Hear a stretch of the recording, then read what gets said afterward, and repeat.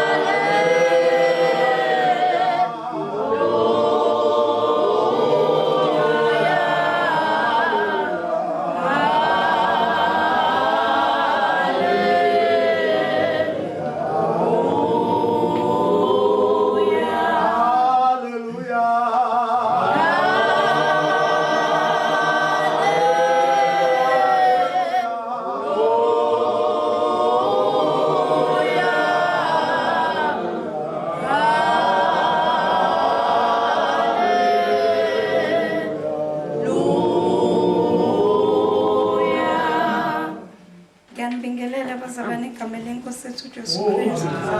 Ngibonga ke ukuphila nokuthi ngikwazile nami uJehova wangihlela noma wagcina ngaze ngakwazi ukuba la. Ngiyaxolisa ukuthi umfundisi uMavundla eqala umsebenzi obubalekile bengibona ukuthi nami mhlawumbe bengagezeka kuloko engikhona. Ucoko lami bezosala. Kwafanele ukuthi ngiphume ngiyokwenza enye inkonzo futhi nayo ebalekile. Njengalokhu sonke silana futhi ibalekile. Ngiyaxolisa kakhulu angeve ukuthi bengathandi noma sengingcono kakhulu noma khona engikwazi kakhulu engadingi ukuzwa. Bengidinga bengiye ngiphume ngime eminyango ngithi ukulalela kancane ngiphinde ngiphide ngoba nayo ibalekile. Into engizoyenza la ngithiwa angizothula imiyalezo emfushane. Usuke umphathi wahlela wayinika umuntu orongile. Angazi ngicabanga ukuthi ngizozama. Mina ngithi wrong ngoba phela manje ukuhamba kwami akulungile. Ingakho ngithi wrong. Ngoba phela uNkulunkulu wethu njengalokho engumbusi wethu futhi engumbone engumprofiti. Mina njengoba ngila mina ngoba ngiyazazi ukuthi ukusindiswa kwamakuphelele. Ingakho ngithi ukuma kwami lana ngizodlulisa umyalezo obalekile kuzoba nenkinga. Shuthi abantu kuzobasiza ukuthi bengalale bengabheki mina ngoba uJehova kasibalele izwe. Izona kazolibala uzoqala ukubala lokho kade kushiwa abantu ukuthi uthi mfowethu uSimi uma ngabe umuntu egijima uzogijima uzoshiya ukudla. Shuthi nabantu abazothi mangabe sigijima endaweni nawe uthi uma ugijima uqala ubheka ukuthi omunye usumshiya kangakanani. Inhloso yakho nevision yakho ukuthi uphokophelele awuzobuka ukuthi lo usumshiya kangakanani oqale kanye naye. Okay, angizothatha isithuba sizofunda uSawuli isahluko 9 Samuel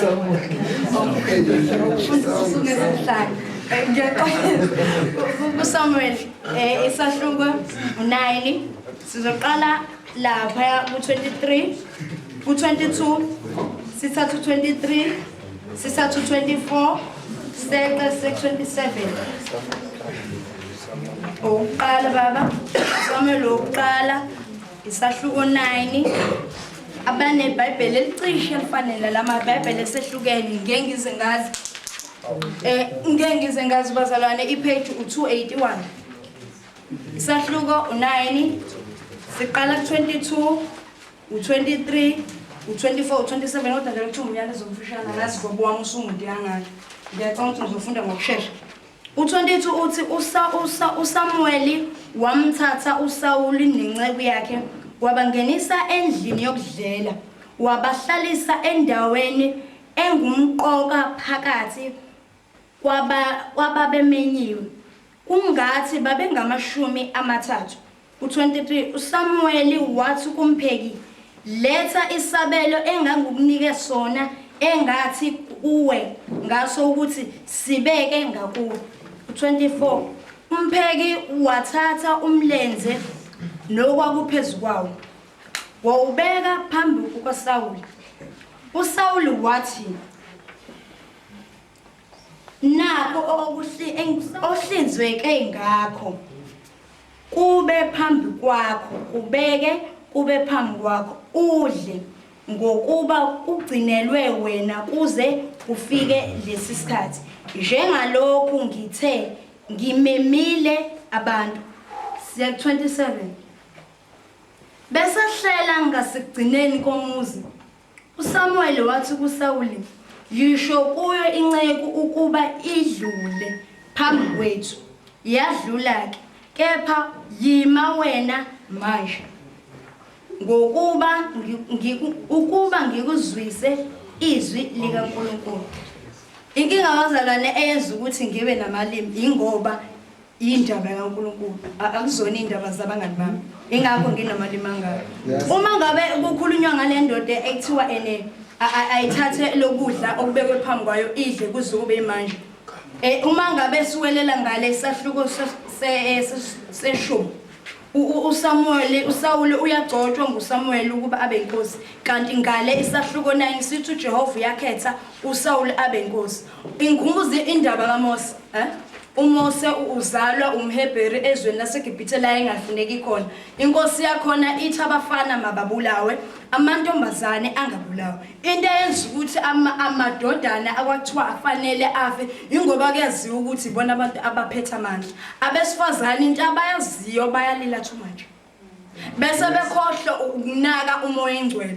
uJehova ke ngoba muhle ngakho ngithe ungumboni futhi ungumprofeti wempilo zethu wenze isu ukuthi yena ke akangafi ababelethisa ababebelethisa uma wakhe bengambulali bemdedene uFaro uyayibuka le ndaba ukuthi izinsizwa ziyakhula ziyaqhubeka ziyokhula kodwa ngithe abafana babula uphindela kubabelethisa uyabuza ukuthi yini enenza ukuthi ngitheni nami mangabe ngithi akula abafana nina nangakwenza bathi amaHebheru azanamandla babeletha ababelethisi bengakafiki kubona kwenzeka yonke lento nje ngoba kufanele ukuthi ayokhipha abantwana baka-Israyeli eGibhithe nangu noSawulu zonke lezi zinto mangabe simbheka uSawulu lapha uzalwa ukhisha uhamba indaba engaka nje bese qhamuka sezodla uhambe nenceko yofuna imbongolo zikababa wakhe elahlekile ziyalahleka endleleni bahamba bayacinga bafika ezweni ethize uyakhathala uyaphelelwa amandla uyabona ukuthi ayitholakala ukuthi ngcono siphinde emuva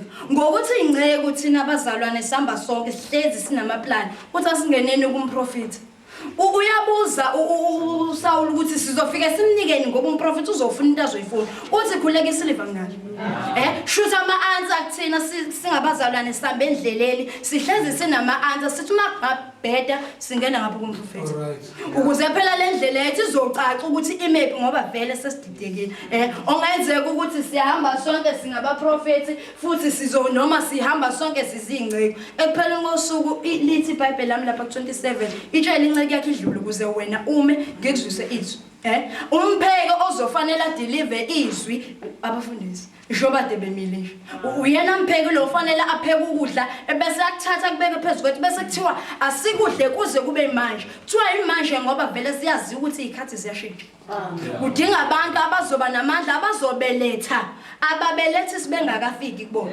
ukuze bezokwazi ukuba bahole abakhethwe iwudlu kaNkulunkulu ukuze behole abantu ingceko esihamba nazo thina sonke kungenzeka ukuthi kube khona ngihamba mhlawumbe nomama K siyamsana mina ngiyinceke yakhe kanti mina ngazi ukuthi ngiphelezela yena uyokhetha ukuthi abe umholi okusasa mina ngitshela ukuthi sihamba sonke sisayofuna imbongolo lezi athe ubaba asabe soyifuna kanti akazi ukuthi ngemuva sayitholakele ingakho ethe usime ukudla sizokhetha sizothi masihamba endleleni sikhethe futhi nezingceke sikhethe ingceke ezosibonisa abaprofeti abahlukene umoya engcwele phela uyakhuluma umuntu ukhulumelele ukhuluma ebhekile inceke ohamba nayo fanele uyazi ukuthi umazi umprofeti wakhe ukuze ngelinye ilanga nawe ungayithi usunenkinga ngoba uSawulu hamba kangaka akazi ukuthi uyokhethela ukuthi yena aye lapha eGibhithe uyahamba nje uya ngokuthi ngoba uthi nyongenza ukuthi sonke sihamba kangaka sithi size eHamoni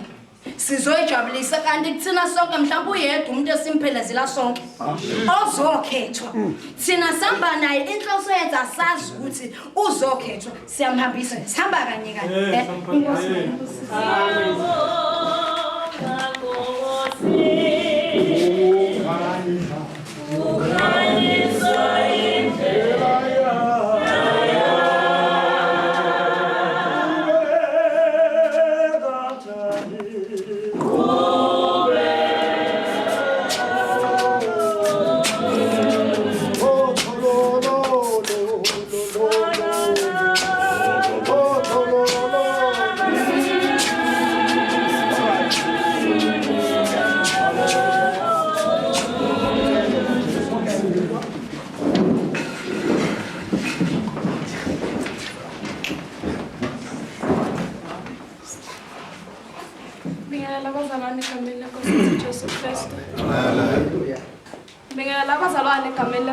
Jesu Kristu. Babingelela abazalwane egameni lenkosi yethu Jesu Kristu. Amen. Ngibonga ukuhlangana nabazalwane base Harmony in Christ. Kahle hle angibhekile ukuthi nabase Harmony anginakile nokunaka. Hallelujah. Kodwa nginakile ukuthi nabantwana bakaNkulunkulu. Hallelujah. Okuhlanganisile ukuthi uyedwa wafa esiphambanweni sakuthola ukusinda ngegama lakhe. Akunakekile uthi baba uMavundla. Akunakekile ukuthi ukhonzaphi. Fanele ngabe ngiyichazile ngathi ngikhonze Genesis kodwa ngifuna ukunitshela. Ngobani?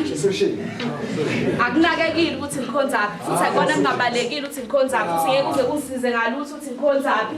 Noma ngase ngene eHarmony ngikhonze nani futhi ngeke lapho lokho kuze kungisize ngalutho. Ngoba vele eze ngene ezulwini ngokuthi ngikhonzephi. Amen. Lalelake. Ngizokwenza ishathi semoni la. Uthi onobhala isikhathi sethu sesihambe kakhulu. Ngifuna kudle ngokuthi kube sweet and short before ngizothumela umyalezo wami bengicela ufihla degree yakho, ufihla diploma, ufihla masters, ufihla honors ukuze uzokuzwa ukuthi ngikhuluma. Hayi. Abangizwa abazolana. Ngiyakwazi ukuthi ufundile. Kodwa mangabe ungangifihlela lokho nakho uzongizwa ukuthi ngikhuluma ngani. Before ngizovula izwi ngicela ukuthi ubambe la. Uthi uMarko 10 verse 21 uthi uyakubheka. Yes. Hayi uyakubheka. Hey. Uyakubheka bamavundla ubuka umuhle. Yeah. Uthi kuususelelwe into yinye ukuba mawuyenze. Uthi hamba uthengise ngakho konke nakho. Upha abaphofu ukuze uyoba negugu ezulwini. Intombi yakweni. Umuhle. Hayi ngikhuluma kahle ngoba nibahle. Ngikhuluma ngani mama boma wami ngoba nibahle. Futhi manigqoke kanje insizwa zakwethu nibahle. Yes. Usomuhle usunjalo. Hayi. Usukhonzeza yona iminyaka. Usuyisikhokho sasezayoni. Uthi uyakubheka. Uyakubheka. Ubona insizwa enhle. Ubona intombi enhle. Ubona umama omuhle. Ubona ubaba omuhle. Uthi kuuselelo into yinye kuba mawuyenze. Ukuba uhamba uthengise ngakho konke nakho. Hayi. Hayi baba umkhise. Yinhle imoto yakho, yinhle. Kodwa uthi thengisa ngakho konke nakho.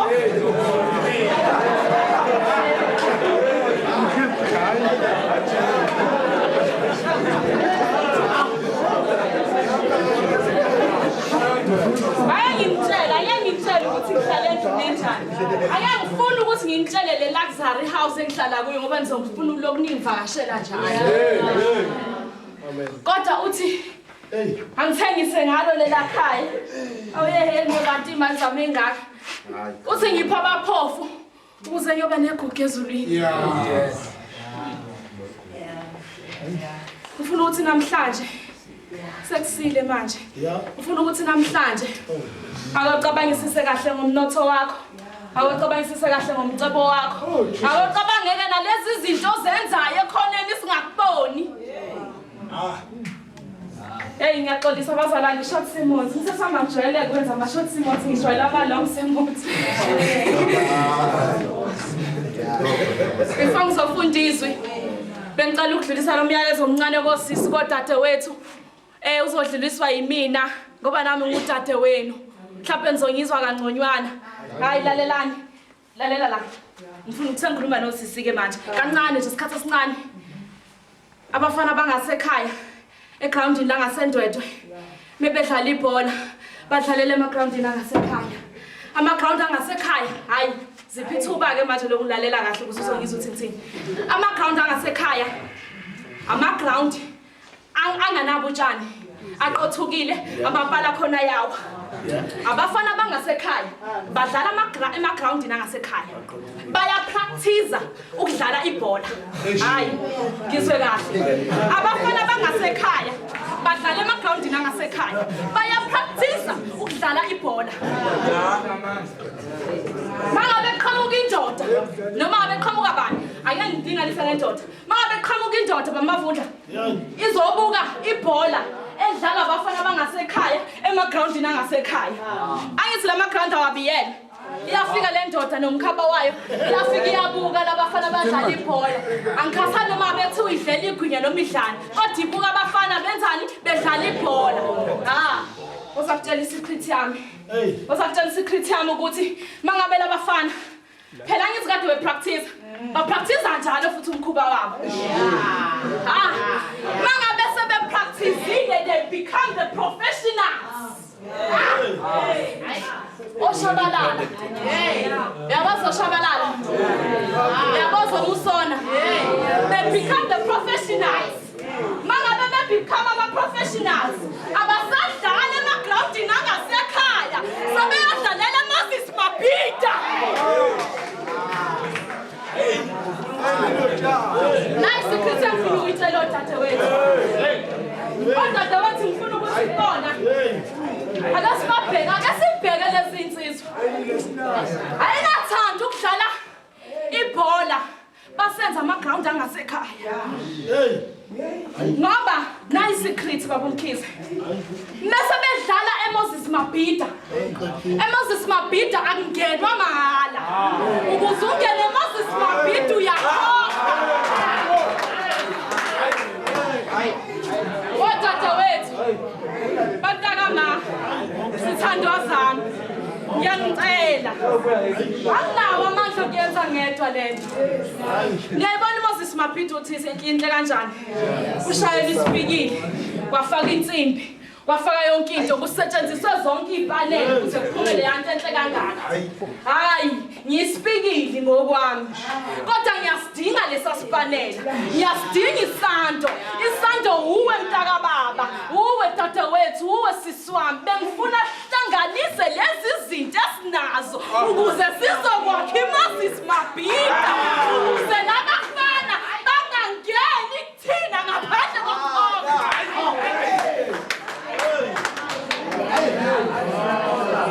ukuze bangene kuthina they have to pay first kuzomele kube khona ithikithi abazongena ngayo ukuze bavumeleke ukungena eMoses Mabhida angathi ithuba bazalwane ngizofunda ngokukaJohn 11 ukuvusa kukaLazaro ngizoqala lapha evesini lokuqala ngizogcina lapha ku3 ngizophuthuma nje angifuna ukudla isikhathi ngizobe ngisavula ngizobe ngifunda mina kwakukhona uthile ogulayo uLazaro waseBethania umuzi wakubo kaMaria nodadewabo uMartha uMaria kwakunguye owayengcoba inkosi ngamafutha wesula izinyawo zayo ngezinwele zakhe umne wabo uLazaro wayegula ngakho-ke odadewabo bathumela bathi Nkosi bheka lo omthandayo uyagula hayi ngifuna ukuliphinda leli ngakho odadewabo bathumela kuye bathi Nkosi bheka lo